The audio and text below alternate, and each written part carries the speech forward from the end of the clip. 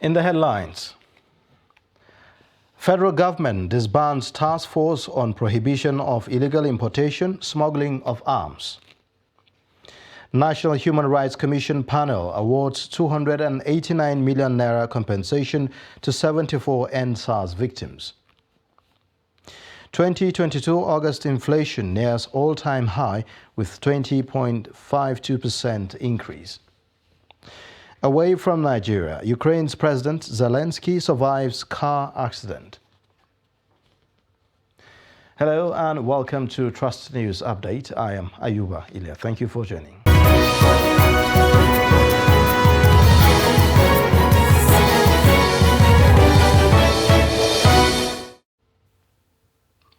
Now, the news in details. The National Security Council has declared the National Task Force on the Prohibition of Illegal Importation, Smuggling of Arms, Ammunition, Light Weapons, Chemical Weapons, and Pipeline Vandalism as an illegal organization. The Council says that the task force, also known as NATFORCE, is not known to law and has advised members of the body to dissolve themselves. Kehinde Amodu reports.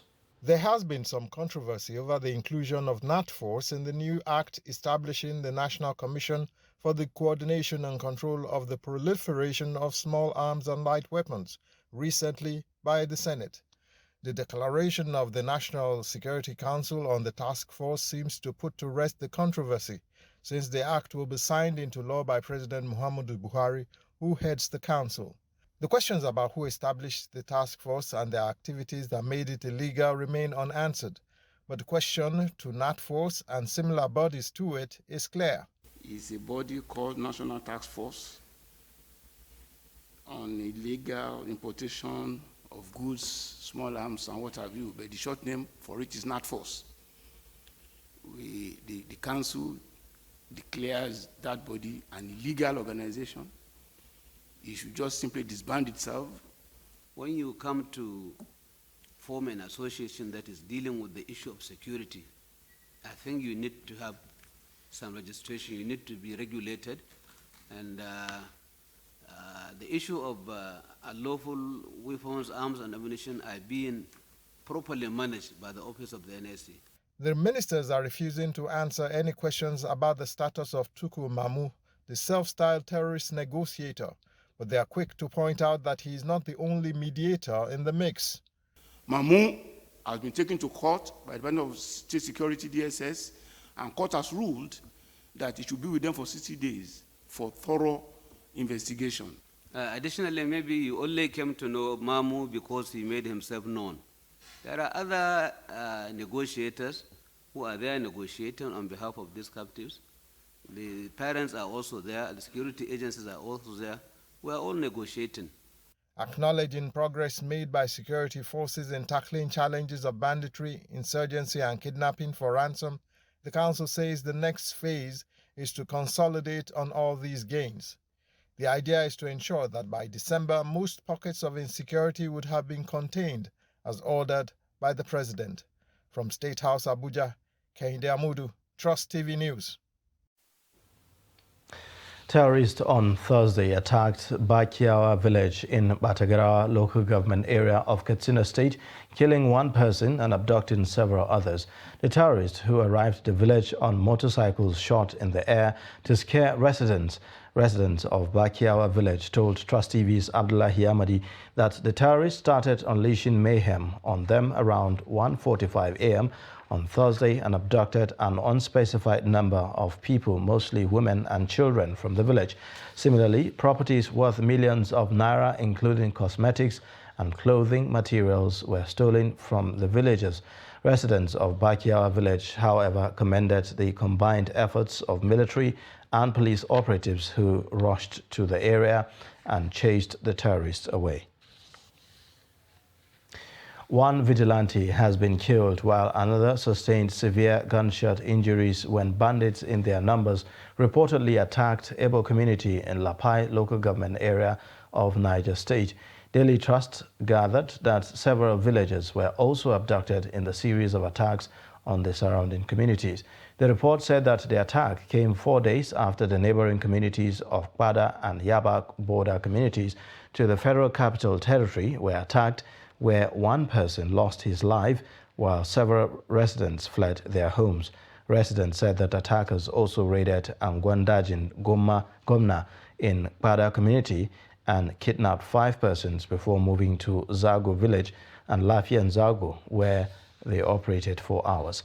Niger State Police Command DSP Wasiu Abiodun could not be reached as at the time of filing this report. The Nigerian Army has kickstarted an operation named Still Waters to ensure crisis-free Yuletide sessions across the country. In Ilorin, the Kwara State capital, the 22 Armored Brigade Nigeria Army Sobi Barracks also kick-started the exercise, which is to refresh the officers' knowledge of battle mapping strategies. According to Brigadier General Adebayo Babalola, the Still Waters exercise is to prepare towards the forthcoming festive season. The routine was organized by the Nigerian Army across all 36 states of the Federation to ensure safety of lives and property. Yes, the various ongoing operations is geared towards ensuring that Nigerians sleep with their eyes closed. So it's a simultaneous one going on all over the country. Northeast, northwest, north central, and other parts of the country. So with this operation now, we are being proactive to ensure that we deny criminals freedom of action and to defeat them in all their hideouts in all parts of the country. National Human Rights Commission has awarded 289 million naira in second compensation to 74 beneficiaries of police brutality. The compensation is awarded by the panel set up by the federal government in November 2020 following the EndSARS protest, which was triggered by nationwide allegations of police brutality. The panel was directed to investigate the allegations of violations of human rights by the defunct Special Anti-Robbery Squad and other police units. The chairman of the NHRC Governing Board, Salamatu Suleiman, congratulated the petitioners for their belief in the human rights mechanism in Nigeria. The Commission will work towards putting in place a permanent mechanism through which we will address cases of any brutality by security agencies and others which are associated with human rights violations arising from their operations.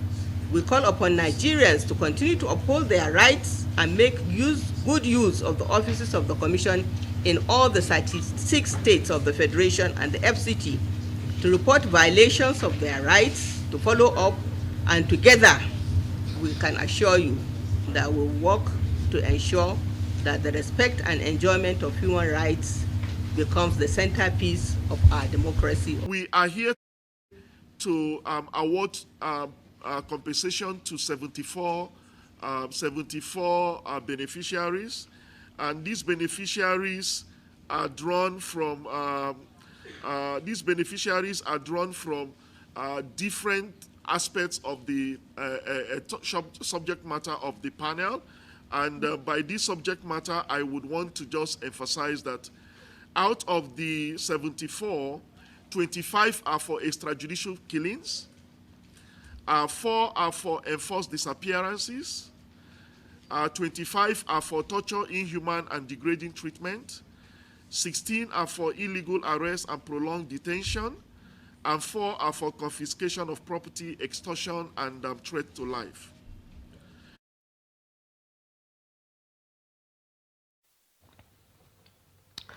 Former President Goodluck Jonathan has urged Nigerians to vote for competent candidates that will salvage the country from its present predicament. The former leader made the call after a closed-door meeting with former military head of state Abdulsalami Abubakar at his uphill residence in Minna, the Niger State capital. Jonathan said that there was need to protect the future of young Nigerians who rely on elites to provide opportunities for them to excel. He said he was in Minna on a courtesy visit and not to discuss politics with the former leader. Because it's over here that you've seen my face here in the United States. We have our leaders here. Yes, I was the former president, but I'm the most junior among the former presidents. So from time to time, I used to go down and greet them. I've not seen Excellency Salami for quite some time. And just came back from treatment abroad. So it's only proper for me to come with some of my friends to pay Corsican to greet him. Because we also stopped over to see Hadi. We wish him well, because we need him. Because, especially now that we're talking about elections. Each year the National Peace Committee try to midwife the peace process during the election. This is the time that it's needed. I know that there's so much pressure on him now. So we all wish our country well, especially for the young people. The elections are coming. We have to select the persons we believe that will lead us well, will serve us well. The leader is also a servant, that the president will lead or serve. And somebody that will take the interest of all of us, the interest of the country, and will not compromise our own interests.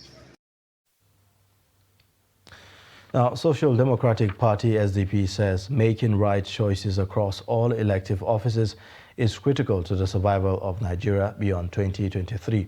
Speakers at an event organized by the party expressed views in Abuja on Thursday. Yusuf Akogu reports. As the campaign for the 2023 elections is set to begin as from September 28, rising cases of kidnapping, banditry, and terrorism are seen as threats to the polls. I hope Nigerians will choose very, very carefully. It should not be business as usual. Take 10,000 and vote for the wrong candidate. No. We can all see the crisis we are going through. 10,000, 20,000 can no longer solve the problem of insecurity, of hunger and inflation. It's because of wrong choices. Voting for 10,000 and 20,000 that has landed us in this mess. According to the former secretary to the government of the Federation, the poor management of the economy is the only reason for the brain drain affecting all critical sectors of the country. If you do not restructure Nigeria and revive Nigeria, more and more young people will desert Nigeria. All the doctors have actually gone. We have to, SDP must govern to arrest that trend. Other speakers say the current prevailing political environment is also responsible for the continuous increase in poverty rates, urging Nigerians to collectively take back their country. To eradicate poverty, you have to eradicate greed in government, because the poverty in Nigeria is not for lack of resources. The people of Nigeria themselves have to own it. They should not think of who will give them money to vote. They should not think of who will distribute rice or other material things. They should not enter a covenant with the devil. They should not sell their birthright like Esau in the scripture. So it is not only INEC. All of us have to come together. The poverty is as a result of poor policy options that have been used or have been employed by incumbents, by poor leadership to push people towards insecurity. Not everybody will endure hardship. So when poverty is endemic, I can guarantee you insecurity and crime, will be prevalent. Politicians here urge Nigerians to seize the opportunity provided by the new Electoral Act 2022 as amended to make the desired changes and enthrone the right leadership in 2023. Yusuf Akogu, Trust Television News, Abuja. A federal high court in Abuja has ordered the Independent National Electoral Commission to accept and publish Godswill Akpabio's name as the candidate of the All Progressives Congress for the Akwa Ibom Northwest District for the 2023 elections. Delivering the judgment in Abuja, Justice Emeka Nwite held that INEC acted illegally by refusing to accept and publish Mr. Akpabio's name since it was sent to the Election Commission by the APC. INEC had refused to recognize Akpabio as a candidate because the commission did not monitor the APC primary, which he claimed to have won. Akpabio, a former Minister of Niger Delta Affairs, contested the APC presidential primary in Abuja, but stepped down for the former governor of Lagos State, Bola Tinubu, who emerged as the party presidential candidate. A heavy rainfall that lasted for hours, accompanied by flash floods, have cut off half of the bridge that connected Nasarawa and Plateau states in Akwanga. This is coming barely 48 hours after the same heavy rain that caused flooding washed away half of the bridge on the expressway between Isa Mustafa Agwai Polytechnic and Bukan Sidi in Lafia, the state capital. The collapsed bridge near Jinjin Hotel in the heart of Akwanga is also used by motorists coming from Kaduna, Plateau, Bauchi, Gombe, among others, who are heading to Abuja. According to reports, heavy-duty vehicles have been diverted to narrow streets, while other half of the bridge that is still intact is used by smaller vehicles and motorcycles, which the village head described as a death trap. All efforts to speak with the Akwanga local government chairman failed. You're watching the news update on Trust Television. Coming up shortly. We'll take a look at how farmers grapple with insecurity and fertilizer price hike. Details of this and more after the break.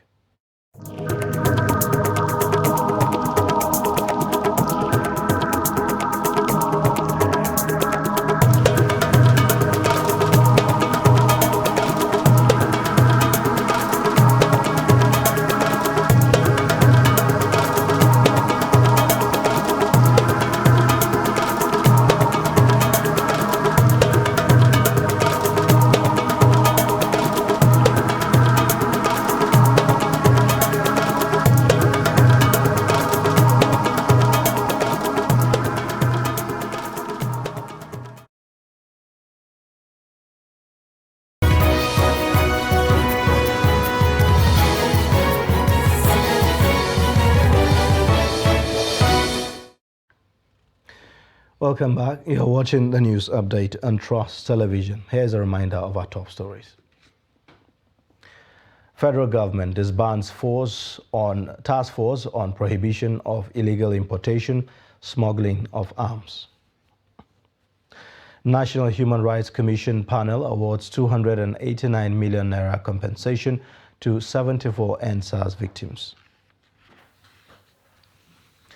In other news, people living with disability have lent their voices to the need for the federal government to increase the number of people with special needs in the cash grants for vulnerable groups. They made the appeal at the launching of the cash disbursement to 5,679 people on the Social Investment Program in Bauchi. The program is a federal government initiative aimed at reducing the financial burden on some vulnerable groups, especially among women across the country. Minister of Humanitarian Affairs, Disaster Management and Social Development, Sadia Umar Farouk, affirmed that the program will reach identified beneficiaries across the country. Ilya Ismail and Princess Marcus are people with the special needs and beneficiaries of the program. Life is very difficult to us. Things are very, very difficult. So with this, we support ourselves in terms of financial and health and some other things. So we're saying thank you, and we'll use this money in such a way that the benefits also will be used to us also. Women who represent a larger percentage of the beneficiaries are positive that the interest-free loan will improve their social well-being. We are also happy because it's help. They really help us so that we can establish something to be doing in this state. I pray that God will continue to strengthen them and bless them in the mighty name of Jesus.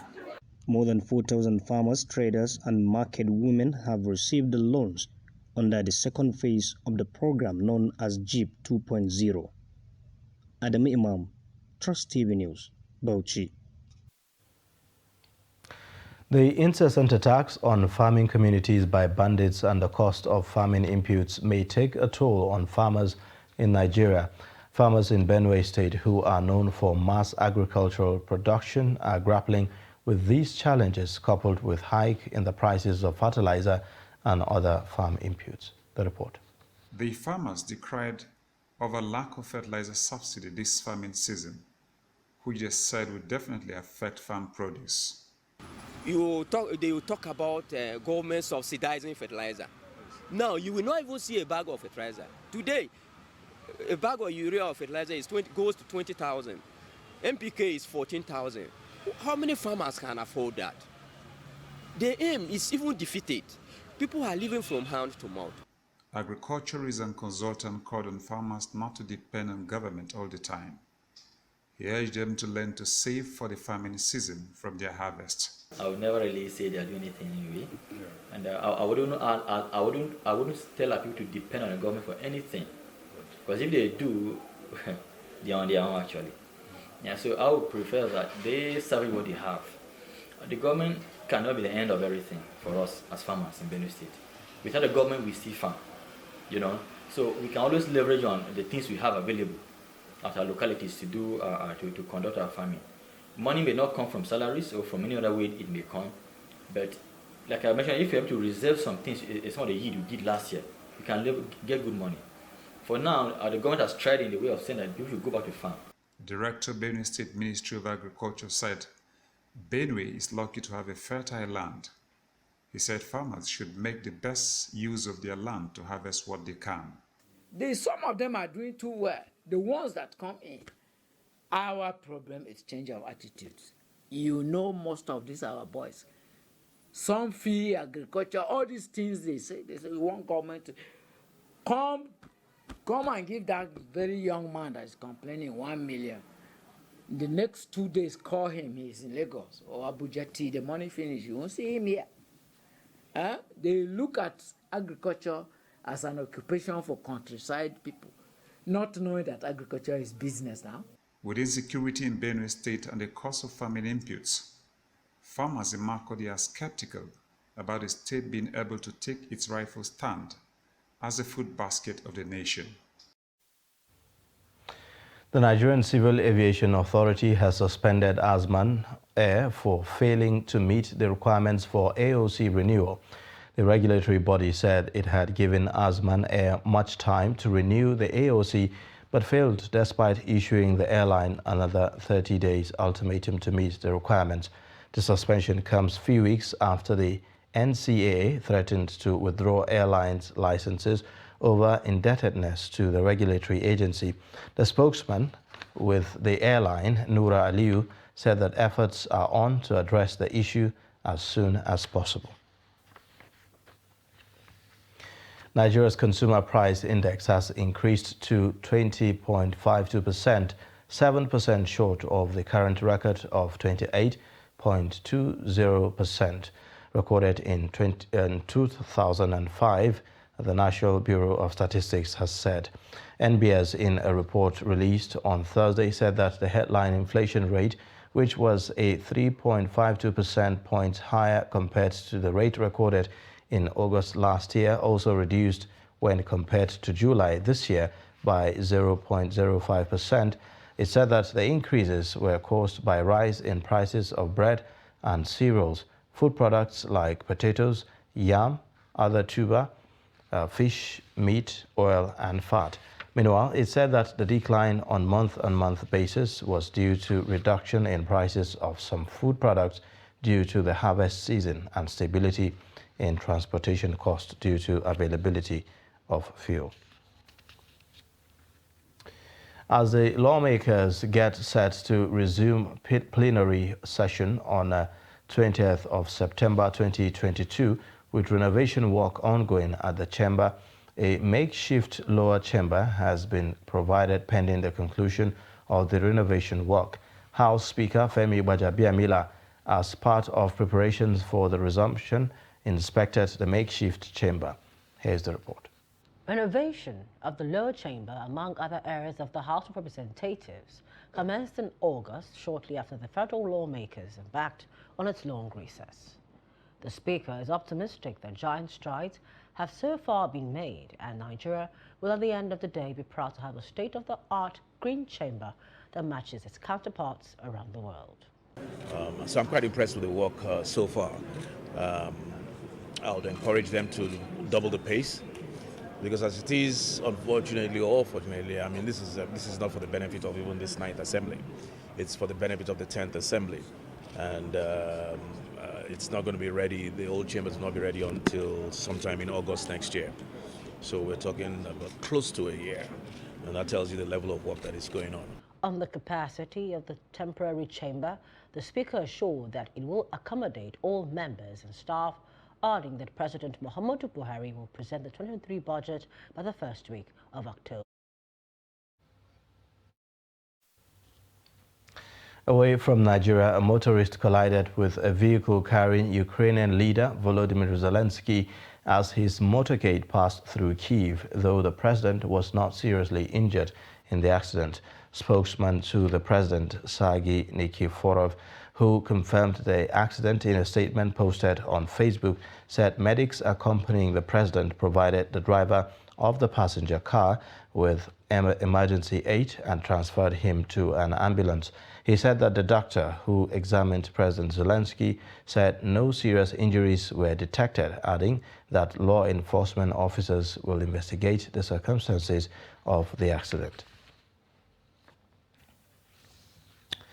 And in sports news, Swiss tennis legend Roger Federer is to retire after next week's Laver Cup after admitting on Thursday his battles with a knee problem had forced him to call time on his historic career. The 41-year-old winner of 20 Grand Slam titles has been out of action since a quarter-final loss at Wimbledon in 2021, after which he underwent his third knee surgery in 18 months. And that's a wrap on Trust News Update. You can watch more via all our social media platforms and also watch us live on YouTube. I am Ayuba Ile. Thank you for watching. Bye for now.